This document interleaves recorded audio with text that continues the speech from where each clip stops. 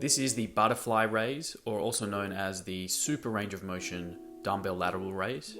Unlike a traditional lateral raise, which only takes the shoulder through about 90 degrees of range of motion, the butterfly raise takes the shoulder joint through about 180 degrees of range of motion. This means there is significantly more time under tension, as each rep takes longer to complete. If you've never tried this exercise before, don't be surprised if you get the best shoulder pump of your life. You should feel a really good contraction in your medial delt or your side delt as you go from 0 to 90 degrees, so the first half of the range of motion.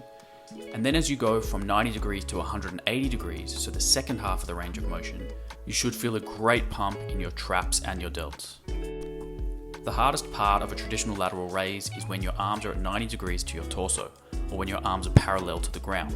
So when performing a traditional lateral raise, you'd pick a load that you can't really lift past 90 degrees. So your failure point or your sticking point is at the 90 degree position. So when you're doing butterfly raises or super range of motion raises, you need to pick a load that is lighter than what you would traditionally use for a lateral raise. This is because you need to be able to get past the sticking point or that point of failure that usually would occur at around about 90 degrees or when your arms are parallel to the ground.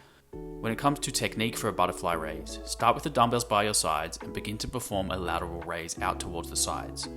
Try to draw a nice long big arc with your arms. You can have a slight bend in your elbows, but try to keep your arms relatively straight. Your arm path can be straight out to the sides or slightly in front of you on the scapular plane.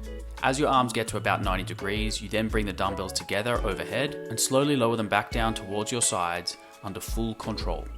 The main thing you're looking for here is constant tension throughout the full range of motion. The easiest positions of a butterfly raise occur during the first 45 degrees and the last 45 degrees, where the dumbbells or your arms are mostly parallel to gravity.